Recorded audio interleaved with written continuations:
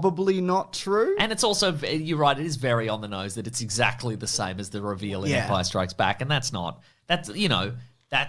boring, quite frankly. It's boring, and that revelation is more impressive if you don't have anything before it, I think. Your father's actually that guy, Gary. Gary? You know, Gary worked down the moisture farm? Yeah, I met him. He's your dad. Oh. Yeah. Do I have to talk to him? Nah. I think he's dead. I think he fell in a moisture. Whatever they have, some sort of machinery they have at the moisture farm. I don't know. It's very vague, isn't it? Yeah, it is, isn't it? Yeah. Anyways, Mace Windu. Oh, yeah. Might be one of the dumbest people in these movies. There's a moment where he says, I sense a plot to destroy the Jedi. Yeah, you knew that from like 2 movies ago when the Sith turned up. And probably your entire career, right? Like, surely, were you just aware of the Sith and you thought it was a different club with different coloured lightsabers? Ridiculous. What do you reckon they're doing over there? Come on, man. The moment where Anakin kind of ambles up to him after finding out that he's a Sith Lord because he was told so, Mace Windu's reaction is, oh, how do you know he's a Sith Lord? And none of Anakin's answers are, yeah, he just fucking told me, like, just now. And so... You know, you're not the only observant motherfucker on the planet. Mace Windu... I don't think he was joking. I don't think he was joshing around. He didn't say JK. He said for reals. But the idea that then Mace Windu, his reaction is to go, I'm just going to take the 3 guys that are currently with me to deal with this. Yeah. Those guys are literally with him when he finds out. Like, he didn't think of, like, a wider execution of this plan. Bring a tank. Bring a tank. Bring a rock. Hit him with a rock. Bring that robot that squirts out worms. Poison worms. Exactly. I mean, I know maybe he was trying to keep it low-key because you don't want to get caught conspiring against the government. But what a strategy. Because those guys... 3 of the 4 get killed like immediately. And then it's just him fighting Ian McDiarmid and his face replacement. So those guys are management. Yeah, exactly. Probably haven't done any lightsaber stuff in years. They're not off planet like doing adventures with Obi-Wan, are they? They're bean counters. Bring in some of the loose cannon Jedi. They don't play by the rules, but they get results. Bring in Quinlan Vos. Bring in Quinlan Vos. He gets a mention here. The fight with Mace Windu and Palpatine, I get that it's shot up close because it's all confined. And I love Ian McDiarmid's expression the whole time, You know who else is loving Ian McDiarmid's expression? Ian McDiarmid. Oh my God. He's loving it. Yeah, he's really crushing it. We were talking about this before we started recording, like concerning how much money he got from this and why does he do it and why did he come back for the new one. And I just think he's just having a great time. Yeah. And the money.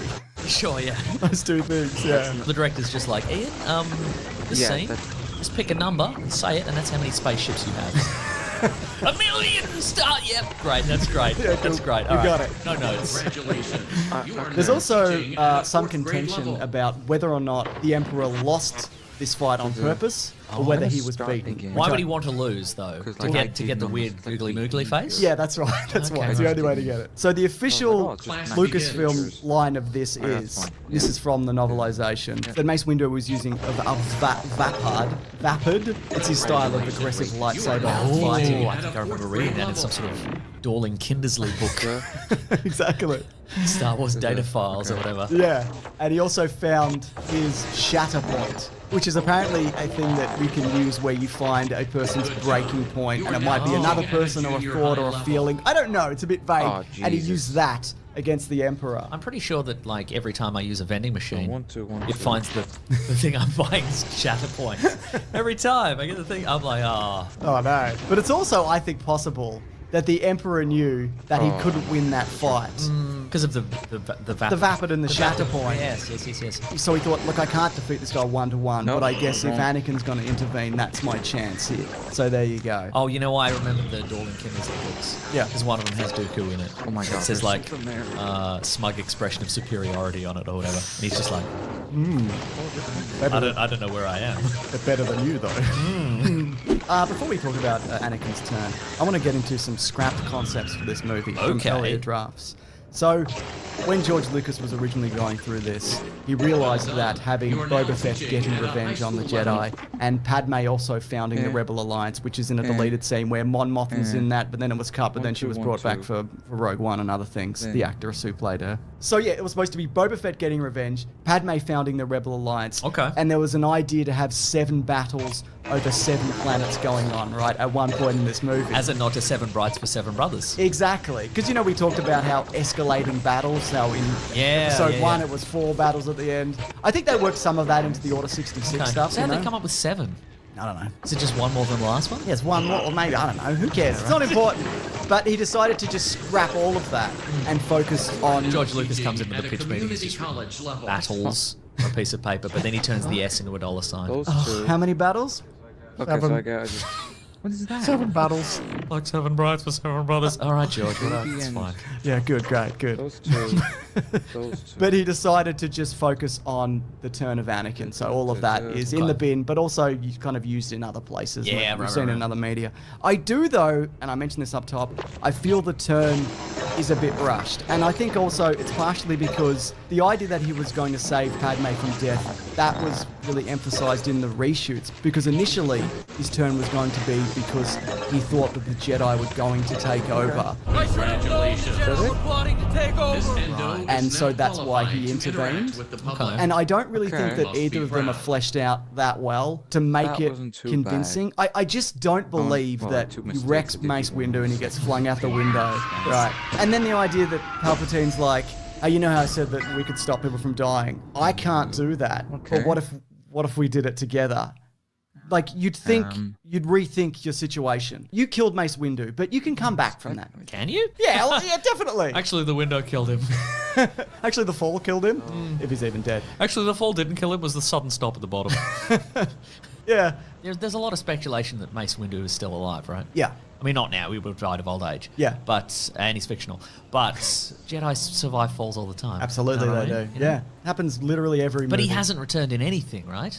Not yet. Okay, No. right. I think he will. But we'll see. Because, you know, he's a character that people know. And an Yeah. actor that people know, That so... was- I guess once Secret Wars is finished, That's the definitely- Marvel series. So the Yeah, rest yeah, is yeah. all- Yeah, once Marvel just finishes making movies and TV shows, yeah. This. But, you know, the 1, idea 2, that 3, 4, he 5. wants to help Palpatine overthrow the Jedi because of love and also because he thinks the Jedi are Mustard. evil.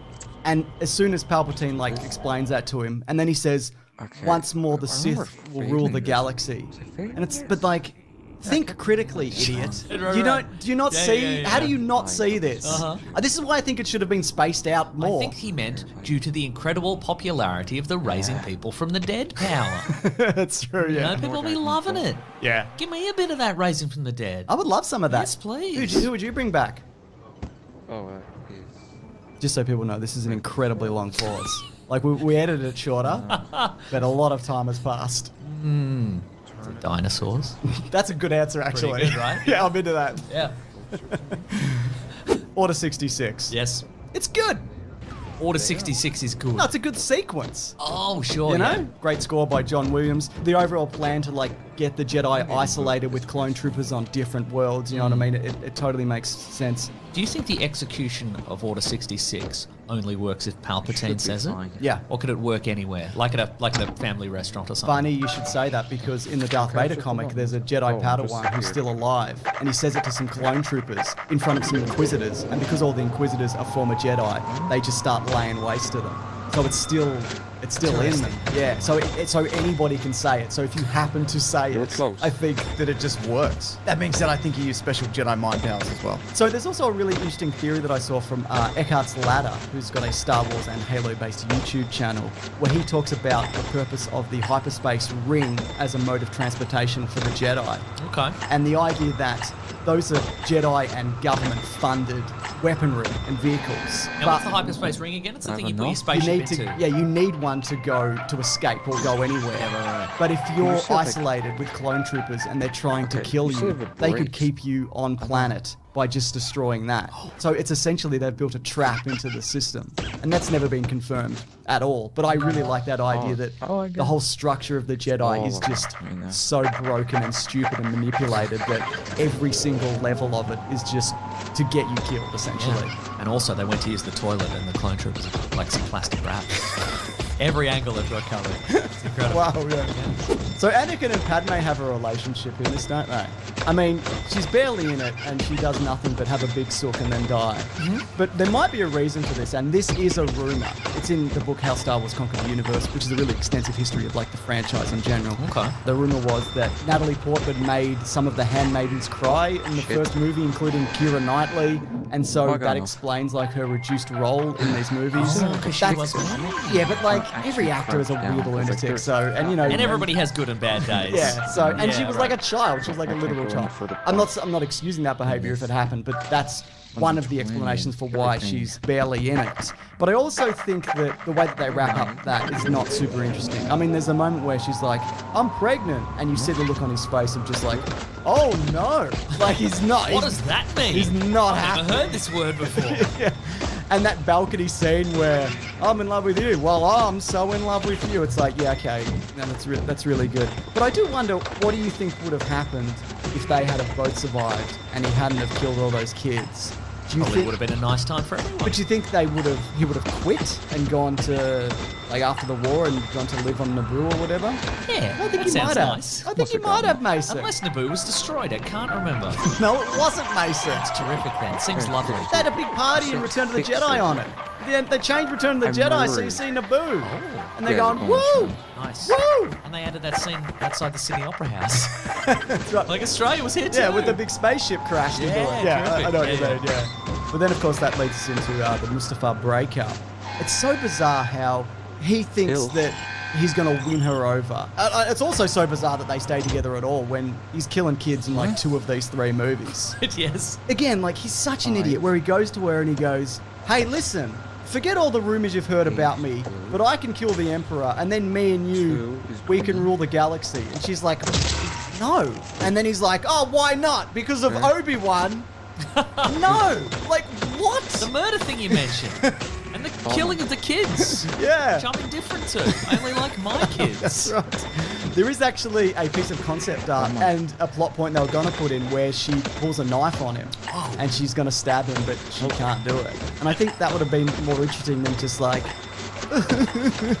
you know, it's just not that interesting. Yeah.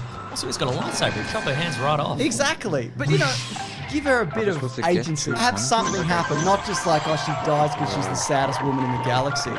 You know, it's just, it feels rushed. Anyway, politics. Uh-oh. You thought we'd escaped it, didn't you? Yes, I thought this was going to be the big action finale. Well, what about the moment where Anakin screams, if you're not with me, then you're my enemy? Because, you know, it's an obvious... Oh, that's it, yeah. It's a George Bush line in relation after 9/11, whatever. And look, I know people don't like to hear that. I mentioned that, you know... It's just a completely coincidental sequence of words, James. Yeah, I know. But look, around this... George Lucas was in his bathtub with his rubber duckies and he's like, you know what, I'm going to put this in. Yeah. Just thought of it off the top of my head. Just by pure happenstance. But by this point, George Lucas... If you're not with me, you're against me, rubber duckies.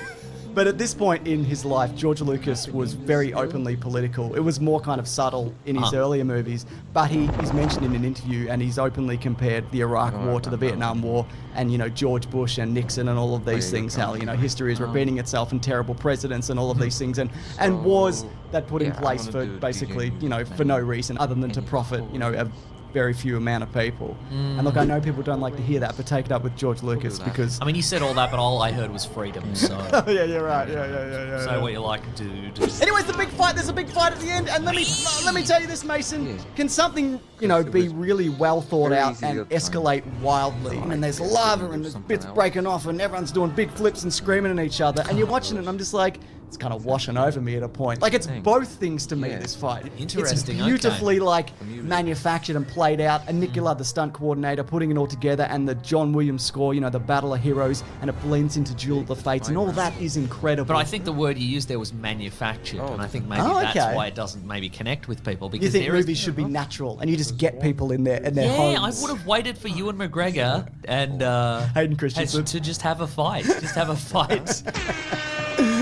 What I would do is I would pick some sort of baked good that they both liked, and I would put one on the craft services table. Yeah. And I would wait for them to argue over it, and I would film that, and I would just CGI lightsabers over the top. But no, I think because there is some, we get the classic line of "You were the chosen one" and all that sort of stuff. But I think the emotion is too few and far between, and there's just so much of conveyor belt fighting, as it were, just so much jumping and so on. What I do like about it though is that you see them physically slow down. Like by the end, they're just kind of hacking at each other on that floating platform or whatever. And also you see that Obi-Wan is just like on the back foot the entire time. Because that's because they'd run out of energy. Yeah, exactly. They hadn't had their croissant. And they both used their big force dash previously, so and you can only use it once. Yeah. But I like the idea that Obi-Wan won not because he's naturally more gifted. Because one is in his name. Yes, that's right. Yeah, but he's more experienced and he's patient and he's maybe technically more proficient. Yes. Or at least technically they're on the same level, I would say. I reckon it's also probably because Obi-Wan trained him to be worse. Yeah, you might be I'd right. add that in if I were him. Yeah. I'd train him to be like blind to one particular move. Like his left. Yeah, like his entire left. Then if it came down to him and me, I'd just stab him in the left. Yeah, anyways, this is all broken up though with the Yoda fight with Palpatine. But that whole Sidious fight, I don't know, it's interesting. I mean, I like the idea that, he gives him a big push and he tips over the chair and you see he's wearing like black suit slacks under his robe. I like all that. We were all expecting white boxes with red love hearts on them. Weren't we just? Yeah. I don't know, but at the end, Yoda's just like, I'm going. Yeah. I don't know. I just kind of. It's interesting, isn't it? Yeah, because he had to get there. He had to end up on Dagobah and be defeated and miserable. Yeah. But it did. Yeah, it absolutely felt like he went. Well, this is how this has to go. So I guess I give up now. Because I remember leading up to this, after watching Return of the Jedi, there's a line where Yoda says to Luke in that, "Don't underestimate the power of the Emperor." But I don't think that fight conveys that the Emperor got the better of him. I think that he can't. He fell, but it was mostly pretty even. Yeah, right. I think he should have been thoroughly beaten. Get my gaff, you green cunt. Thoroughly beaten or beaten in like a blackmail way, well, maybe you could beat me, Yoda, but if you, I'll kill your weird wife. Yaddle? Yeah, Yaddle. Okay, cool. Yaddle, that character that was in the first movie? Yeah. I'm gonna kill that whatever that is. I'm gonna kill it. Yeah. So bloody get out of here. Yeah, get out. I assume you know and love Yaddle because you look sort of the same. This all leads into, of course, Anakin's big accident. Is that what we're calling it? Yeah, he's in a big accident. Oh. It's like wetting your pants times a million. That is true. Very embarrassing as an adult, especially.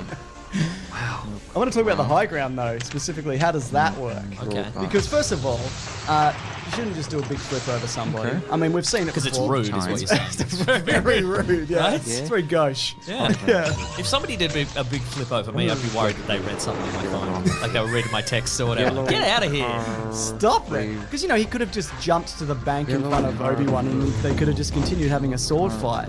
But I think the way that I justify how this happens is that I think Obi-Wan goaded him into it. Okay. I think he was just bullshitting about the high ground. Because I know, strategically in battle, it is an advantage. But in this You situation... have a gun. Yeah, if you have a gun, yeah. But in this situation, I just don't really see how it applies. And I think, Obi-Wan being like, I've got the high ground, you better not do anything, was like a way of being like, I'm going to see if I can get him to do a somersault. It was a real don't throw me in the briar patch moment. Exactly. Yeah, that's what I think happened here. Basically, I would have to bet on you making a mistake. Yellow. I mean, everybody has their own version of this in their mind, I guess, but yeah. Wow. I imagine at this point many martial artists and sword fighters have weighed in Yeah. about whether that was That was the the only wise thing move. different. And they all think I'm wrong? Yeah. Ah. Yeah, I asked them all. Ah. They signed this petition. You have to stop being YouTube. Yeah, okay. Anyways, the movie wraps up on a big montage. She lost the will to live, etc. Qui-Gon's back from, he's used the Force and he's back and he's a ghost. Darth Vader being, no! Should have just screamed. Doesn't matter, whatever. It's in the movie, isn't it? I was also hoping for, half a movie. I shall call you Darth Vader. Why though? Because he had it ready to go. He's probably had a list. Yeah, right. shit. You telling me you didn't have that? It's got, yeah, I guess, but I Just mean, yes or I'm no, just man. curious as to where the Well, names you come know. from. You know what I Yeah. mean? Yeah. Because Vader sounds like father, is that what it is? Yeah. Sounds like I father don't in know. German or I something? think it's just a word that George Lucas picked in the 70s. It just has a good Rock. mouthfeel, I think. Freddy, Blue Rock. Ah, Darth Vader, yes. Yes. Yes. Ah! And then he's shooting lightning. Yeah, he should love it. Yeah. This afternoon's been very productive, yes! Ah! Leading into these movies, though, I always kind of hoped for more Darth Vader. And look, Yeah. we have seen that since. But seeing as this was going to be like the last we'd see of these characters, apparently. done a replay And I for don't Act actually One. think that was ever supposed to be the case. You know, I think I know George Lucas has kind of stood by at the time that this was going to be it, but I don't think he actually meant that. Hollywood is Yeah. full of lies. Exactly. That was kinda easy. But you know, just him kind of let's go stepping off the once. table and having a big scream, and then you know mile it off. cuts to him on a ship and he crosses his arms. It's like, okay, that's you know, I'm feeling better now. Ruined. I had a rough morning, but I processed it now. Three this more. suit chafes a little, but at all least I'm shoot back on like my don't robot legs. care. I've been given a balm. I put a balm on. Just looked like they put the suit over the birds. Yeah, Really. it did, didn't it? Yeah. Yeah. Probably part of the anger and the pain and all of those things. The suit squirts out a balm. Yeah, you hope so. Yeah, you'd reckon. Right. Yeah. Do you think he's the chosen one? George Lucas says he is, so you're wrong. Oh, damn it. And there's other. I went, it was 50-50 and I took a shot. I mean, there's other interpretations of it, so who knows, mask really? off But that's what every George time. Lucas said. Okay. Anyway, it's the Twin Sons because that was in a movie, and then the music goes. Now look, And then it's the disco version. I'm a big fan. I'm a big fan too. Now look, Yes. I need to specify this as I have Oh, every week, shoot. and I've got more things to say because I've got to do green trivia, obviously. Of course. We haven't Attention, covered balls, everything, target. right? Oh, what? For example, Yoda's lightsaber We've controversy. been going long enough. Hey, great. It feels like we've covered everything, but all right. What's Yoda's lightsaber controversy? Where in a comic his lightsaber is destroyed, but then it turns up in an episode of the Book of Boba Fett. But you know, maybe he had two. It doesn't really matter. So I'd have a backup for sure. Yeah, definitely. You know what I mean? Yeah, you got two sets of keys, right? That's exactly what I'm saying. Imagine you show up to a big battle and you're like, check your glove box, and you're like, That's I right. left it at home. Exactly. Now, obviously, of course, this title was taken from the original title of Return of the Jedi, which It's was going to be Revenge of the Jedi. That's right. So I really like that. There's a lot of behind-the-scenes footage of Ewan McGregor just training in blue jeans, and I'm like, oh, I don't like that. I Just don't going to the like gym that. in his jeans. Yeah. He's a Jim Jeans guy. I don't like it. Oh, weird. What's those people's story? Exactly. Yeah. And look, you know, anything that you wish we had have talked about, you can absolutely leave it below. But look, I implore you, look, if you're here to say, well, they're not very good, but at least they're not the Disney trilogy. Yeah, okay, I've seen it. I know. I like a million times I've seen that. Oh, do you think It's we an should- incredibly hot take. It is very hot. Do you think we should do a tidbits episode where it's just stuff we didn't mention? Oh, wow, Do yeah. a commented version. And Yeah, then yeah. We can just, I just we can couldn't just shoot one rattle quicker. stuff off and make fun of it. I would love that, actually. Just of the whole thing of the trilogy. Just, Yeah, yeah, yeah. Folks, No, put go some check facts it in the out. comments, and we will We might do it. we will explain to you personally why we left that part out on purpose. Anyway, it's time for green trivia. So the Millennium Falcon is in this. There's a moment where you see it like leave Coruscant or whatever. Oh, so it is the Millennium Falcon, not that particular model of ship. Well, look, in Legends it is, but also who knows what's happened since then. When it turns up in Solo, it's got that bit jammed in the front Nose of it. bit, yeah. But you know that's probably an addition. Maybe he ejected the nose bit in Solo, and then he got an extra nose bit like later on. Exactly. I mean, this is before Solo, but yes. Sure. Yeah, sure. Also, they were actually going to use archival footage and digital trickery to put Peter Cushing in this movie. Wrong one. Which couldn't be done at the time, considering what they had, so they recast the role. And it couldn't be done There's later too when they many did it. options. That next time. Laser guns. as well. Some would argue that, yes, it couldn't be done the time they actually did it. I- Yeah. They should have put him on a hologram. I just Great, feel like, yeah. you know what I mean? Yeah. But don't get me wrong, it's a technical marvel. Or a voicemail. Just Yeah. a voicemail. Hello, this is Tarkin. Hello. Oh wait. Oh, this is a voicemail. Death to the rebels. How about it? I'll call you later. Love you, Bum. You might not actually know this, but the working title for the original Star Wars was Blue Harvest. I didn't know that. That's great. It's great fact to know. Thanks, man. So General Grievous, of his 4 lightsabers that we see him holding, 2 of them match the designs exactly to that of Anakin and Obi-Wan. What? Which makes me think that There was extra props on set. you know, they had a digital, copy of that, obviously, because you can just copy and paste in the computer. There's a fun fact for That's you. terrific. But also, every design we've seen in the Clone Wars is archived. So either they copied it or somebody else did, or it's just a generic template that people Yeah, could maybe. use. Yeah, You know right, what I right. mean? Yeah. They got it on AliExpress. Standard lightsaber. That's it. George Lucas actually appears in this movie, as do his Oh, kids. thank God I picked one-day delivery. Left my lightsaber at home. My spare wasn't in the glove box. George Lucas actually appears in this movie, as do his kids. For example, the Jedi that Jimmy Smits sees get cut down, that's Jet Lucas, his son. Oh. Also, in the trailer, you might have noticed, because I know you watch the trailer for this movie most mornings. Absolutely, yeah. Gets you jazzed for your rise and grind lifestyle. Yep. That's right. In the trailer, his arms are up